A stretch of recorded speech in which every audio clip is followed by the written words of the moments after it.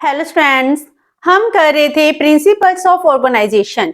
इसमें हमने last session में किया था principle of span of control. इसका मीनिंग क्या होता है, इसके मेन डिटर्मिनेंट्स क्या हैं, एंड आज हम इस सेशन में करेंगे importance and Graicunas theory of span of control. जो स्पैन ऑफ कंट्रोल है ये क्या डिफाइन करते हैं कि एक जो सुपीरियर है वो मैक्सिमम कितने नंबर ऑफ सबऑर्डिनेट्स हैं इनको कंट्रोल कर सकता है, सुपरवाइज कर सकता है। तो जैसे डिफरेंट ऑथर्स हैं वो डिफरेंट आंसर देते हैं।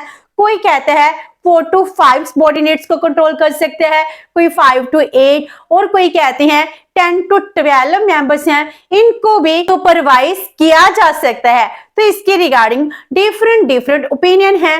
तो उसके बाद हमने डिटर्मिनेंट किए थे जिसमें हम कहते हैं कि जो एक सुपीरियर है वो कितने नंबर ऑफ एम्प्लॉइज हैं इनको सुपरवाइज करेगा। बहुत ज्यादा फैक्टर्स हैं इनके ऊपर डिपेंड करता है, जैसे नेचर ऑफ द वर्क हो गया, कम्युनिकेशन सिस्टम डेवलपमेंट हो गई, अगर हमारे इंफॉर्मेशन टेक्नोलॉजी डेवलप है, कैपेबिलिटीज एबिलिटी ऑफ सुपरवाइजर है, एंड सबऑर्डिनेट्स हैं, अदर्स। ऐसे बहुत ज्यादा फैक्टर्स हैं जिनके ऊपर स्पैन ऑफ कंट्रोल है वो डिटरमिन करता है। तो जो ये प्रिंसिपल है इसकी इंपॉर्टेंस क्या है, importance of the principle of span of control. तो जो स्पैन ऑफ कंट्रोल प्रिंसिपल है इससे जो ऑर्गेनाइजेशन है, ऑर्गेनाइजेशन में एफिशिएंसी है वो इंक्रीज होती है, क्योंकि quality of work of an organization depends upon and effective control and supervision system. इसका मीनिंग क्या हुआ कि जो ऑर्गेनाइजेशन की वर्क की क्वालिटी है वो किसके ऊपर डिपेंड करेगी, अगर उसको कंट्रोल करने वाले, सुपरविजन करने वाले पर्सन्स है वो इफेक्टिवली कंट्रोल कर पा रहे हैं। अगर स्पैन ऑफ कंट्रोल होगा जिसमें एक पर्सन को जितने वो मैक्सिमम सबऑर्डिनेट्स को कंट्रोल कर सकते हैं उतने ही नंबर को कंट्रोल करेगा, तो इसके साथ एफिशिएंसी इन द ऑर्गेनाइजेशन है वो इंक्रीज हो जाती है। Number 2, it develop better communication and coordination in the organization. तो इससे ऑर्गेनाइजेशन में अच्छी कम्युनिकेशन भी होती है और कोऑर्डिनेशन भी इंक्रीज होती है। जैसे हमको पता है हमारा एक सुपीरियर है और उसके अंडर 5 और 6 पर्सन्स हैं जो काम कर रहे हैं, तो वो उसी के साथ ही कम्युनिकेट करते हैं, अपने काम के लिए कोऑर्डिनेट करते हैं, जिससे ऑर्गेनाइजेशन के पर्पस हैं उनको फुलफिल किया जा सकता है। तो इससे कम्युनिकेशन एंड कोऑर्डिनेशन है वो बहुत अच्छे से डेवलप होती है। Next is strong need of every organisation. हर एक ऑर्गेनाइजेशन की ये बहुत ही इंपॉर्टेंट और स्ट्रॉन्ग नीड है, क्योंकि कोई भी ऑर्गेनाइजेशन है स्पैन ऑफ कंट्रोल के बिना काम नहीं कर सकती, क्योंकि कोई भी पर्सन कितना भी कॉम्पिटेंट हो लेकिन वो अनलिमिटेड नंबर ऑफ पर्सन्स पर कभी भी सुपरवाइज नहीं कर सकता है। इसलिए हर एक की लिमिट होती है, तो उसके अंडर कितने पर्सन्स हो सकते हैं इसको डिटरमिन करना बहुत ही ज्यादा जरूरी होता है।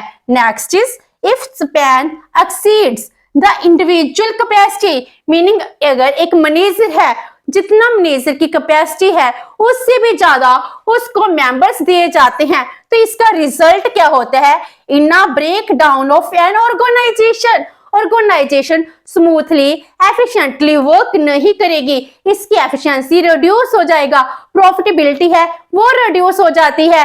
तो इसका मीनिंग है कि वो ब्रेक डाउन की तरफ जा रही है। इसीलिए एक पर्सन कितनी एम्प्लॉइज को कंट्रोल कर सकता है, स्पैन ऑफ कंट्रोल है वो डिटरमिन करता है। तो इसीलिए उसकी इंडिविजुअल कैपेसिटी के ऊपर उसको सुपरविजन करने के लिए सबऑर्डिनेट नहीं देने चाहिए। तो ये होगी इंपॉर्टेंस। जो स्पैन ऑफ कंट्रोल है ये हायरार्की के साथ बहुत क्लोजली रिलेटेड है, क्योंकि जो हायरार्की है जैसे हायरार्की ABCD, तो इसी तरह स्पैन ऑफ कंट्रोल है वो भी बनता है। हम इसको एग्जाम्पल के थ्रू करते हैं और इसको पहले हम इसका मीनिंग करते हैं, इन दोनों में कैसे रिलेशनशिप है। इन वर्ड्स जो स्पैन ऑफ कंट्रोल है it is the natural outflow of the principle of scalar system. Scalar system का मीनिंग क्या हो गया?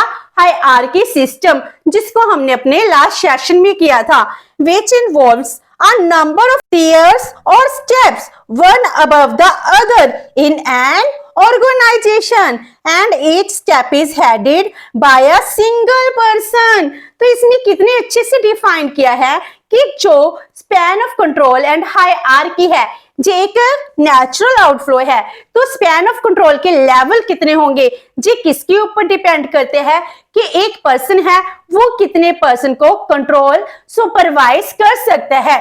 तो इसका मीनिंग हुआ how many such levels an organisation should have. एक ऑर्गेनाइजेशन में स्पैन ऑफ लेवल के कितने लेवल होंगे? It depends on the total number of employees at the bottom to be number of subordinates supervised. तो जितने number subordinates के हैं उनको सुपरवाइज करना है उसके ऊपर ही डिटरमिन होता है। तो हम इसको एक एग्जांपल के साथ समझते हैं। तो दोबारा से ये वर्डिंग डिफाइन करेंगे। तो फॉर एग्जांपल मान लो 30,000 कांस्टेबल्स हैं, अब इनको हमने कंट्रोल करना है, तो इसके लिए नंबर ऑफ लेवल्स 8 आते हैं। तो नंबर ऑफ लेवल 8 कैसे आए? तो हायरार्की कैसे बनेगी? स्पैन ऑफ कंट्रोल कैसे होगा? तो हम कहते हैं कि 30,000 कांस्टेबल्स हैं, इनको कंट्रोल करना है। अगर हम स्पैन ऑफ कंट्रोल का प्रिंसिपल को देखते हैं तो मानकर चलते हैं कि एक पर्सन है मैक्सिमम 5 पर्सन को ही सुपरवाइज कर सकता है। तो हम एक पर्सन के लिए कितने लेते हैं? 5 पर्सन को सुपरवाइज करना। एक सुपीरियर हो गया, तो एक सुपीरियर के लिए 5 सबऑर्डिनेट्स हो गए। तो इसके थ्रू हमारा जो रिलेशनशिप कैसे डिफाइन होगा?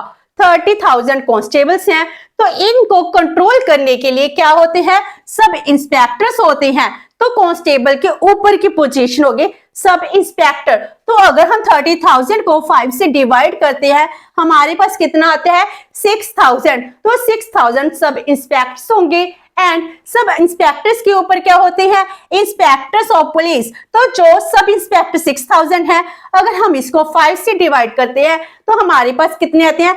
1200 इंस्पेक्टर्स की जरूरत है। और इसके ऊपर तो जी हायरार्की होगी, टॉप लेवल पर इंस्पेक्टर जनरल है और इसके डाउन अदर पोजीशंस हैं। तो वो कैसे कंट्रोल कर रहे हैं? इंस्पेक्टर ऑफ पुलिस के ऊपर क्या होता है? डिप्टी सुपरिटेंडेंट ऑफ पुलिस, जिसको हम डीएसपी कहते हैं। तो अगर हम इसको 5 से डिवाइड करते हैं तो आता है हमारे पास 240। तो डिप्टी सुपरिटेंडेंट है, तो इसके ऊपर कितने सुपरिटेंडेंट की जरूरत होती है? इसके लिए जो एसपी होती हैं 240 को अगर हम 5 से डिवाइड करते हैं तो आते हैं 48। और उसके बाद जो इसके भी अबव होता है वो होता है assistant inspector general of police, जिसको हम एआईजी कहते हैं और सब सुपरिटेंडेंट ऑफ पुलिस भी कहते हैं। तो ये कितने हो सकते हैं? 10, क्योंकि हायर लेवल पर चले जाते हैं तो इसके थ्रू क्या आते हैं? 10 बन जाते हैं। उसके बाद जो हायर लेवल पर है डिप्टी इंस्पेक्टर जनरल पुलिस, जिसको डीआईजी कह रहे हैं, तो वो कितने हो गए? 2 हो गए। और उसके ऊपर एक होता है inspector general of police IGP, जो कितने हैं?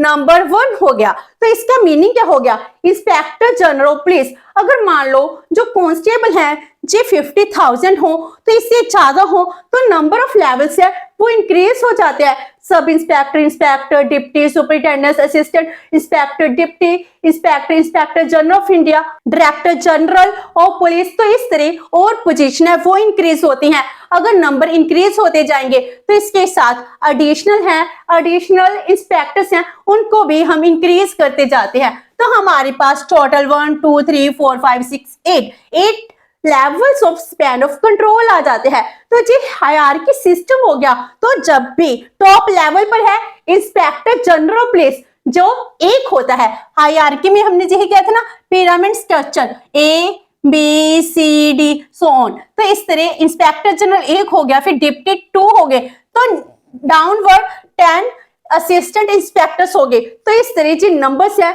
ब्रॉड पर इंक्रीज होते जाते हैं। जैसे हायरार्की में जो लेवल है वैसे स्पैन ऑफ कंट्रोल में भी लेवल हो जाते हैं। तो जितने भी बेस पर नंबर्स इंक्रीज होते जाएंगे इम्प्लाई के, हमारे लेवल इंक्रीज होते जाते हैं। तो जी हायरार्की के अकॉर्डिंग ही डिवीजन की गई है। तो ये हो गया relationship of SOC with the hierarchy. तो meaning how many such levels an organisation should have, ये किसके ऊपर डिपेंड करते हैं? Total number of employees at the bottom. Constable 30,000 है, अगर 20,000 होती तो इनका जो लेवल है वो कम हो जाता, हो सकता है 7 लेवल्स में ही क्या हो जाती, जे डिवीजन कंप्लीट हो जाती। To be number of subordinate supervise, कितने सबॉर्डिनेट्स हैं जिनको सुपरवाइज करना है। इस तरह जो स्पैन ऑफ कंट्रोल के जो लेवल्स हैं वो हायरार्की के अकॉर्डिंग नंबर के ऊपर डिपेंड करता है कि बेस पर कितने नंबर्स हैं जिनको हमने सुपरवाइज करना है।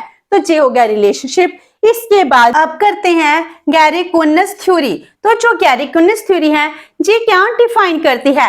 तो ये भी डिफाइन करती है कि जो एक सुपीरियर है वो कितने नंबर ऑफ पर्सन्स को कंट्रोल कर सकते हैं, वो रिलेशनशिप के थ्रू ही डिफाइन करते हैं। वो कहते हैं जैसे जैसे हम टॉप लेवल पर जाते हैं वैसे ही हमारे रिलेशनशिप इंक्रीज होते जाते हैं, इसीलिए हम अनलिमिटेड पर्सन्स को सुपरवाइज नहीं कर सकते हैं। तो एक पर्सन लिमिटेड पर्सन को ही सुपरवाइज कर सकते हैं। तो गैरी-कुन्स है वो अपने पेपर रिलेशनशिप इन ऑर्गेनाइजेशन जो 1933 में पब्लिश होता है, इसमें वो 3 टाइप्स के रिलेशनशिप है वो डिफाइन करते हैं, जिसमें वो कहते हैं कि नंबर ऑफ सबॉर्डिनेट इंक्रीज होने से नंबर ऑफ रिलेशनशिप है वो इंक्रीज हो जाते हैं। तो वो कहते हैं जैसे ही नंबर ऑफ सबॉर्डिनेट इंक्रीजेस अर्थमेटिकली 1 2 3 4 5 6, तो उसी तरह जो नंबर ऑफ रिलेशनशिप है with the superior J increase होते हैं ज्योमेट्रिकली, जैसे 1 6 18 44 100 242, इस तरह जो रिलेशनशिप है वो इंक्रीज होते जाते हैं।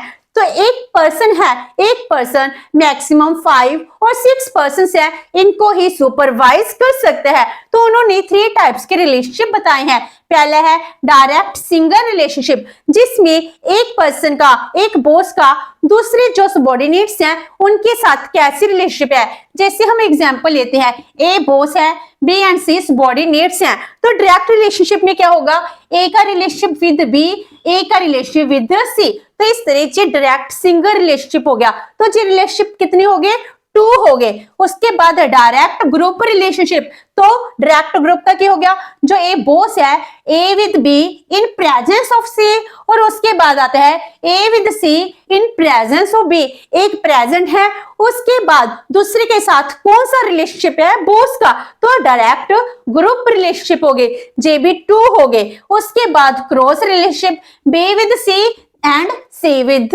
बी, बी सी के साथ कैसे बिहेव करते हैं और सी बी के साथ कैसा बिहेव करते हैं, तो जे बी 2 हो गए। तो टोटल रिलेशनशिप कितने आ गए हमारे पास, 6। तो जैसे ही एक बॉस के पास 2 नंबर ऑफ सबॉर्डिनेट्स हैं, 2 नंबर ऑफ सबॉर्डिनेट होने के साथ ही क्या होते हैं, रिलेशनशिप 6 बन जाते हैं। और जी गिनती अगर 3 हो जाए तो इसके साथ ही रिलेशनशिप है 18 हो जाएंगे। जैसे जैसे नंबर ऑफ पर्सन्स हैं सबॉर्डिनेट इंक्रीज होते जाते हैं, उसकी रिस्पॉन्सिबिलिटी भी इंक्रीज होती जाती है। यही गैरी-कुन्स ने अपनी थ्योरी में डिफाइन किया है, जिस वजह से एक पर्सन है वो मैक्सिमम 5 नंबर ऑफ मेंबर्स हैं, इनको ही वो सुपरवाइज अच्छे से कर सकते हैं, क्योंकि इसके बाद रिलेशनशिप इंक्रीज हो जाएंगे और उसकी रिस्पॉन्सिबिलिटी इंक्रीज हो जाएगी, जिससे वो एफिशिएंटली वर्क नहीं कर सकता। तो इस तरह स्पैन ऑफ कंट्रोल क्या होता है, इसका मीनिंग, इंपॉर्टेंस, फीचर्स और रिलेशनशिप विद हायरार्की हमने ये सब कंप्लीट किया। नेक्स्ट सेशन में हम करेंगे यूनिटी ऑफ कमांड का प्रिंसिपल। होप सो कि आपको ये सेशन अच्छा लगा होगा। अगर आपकी कोई क्वेरी है तो post it comment box, and video अच्छी लगी तो please like and share with your friends. Thank you so much and have a nice day.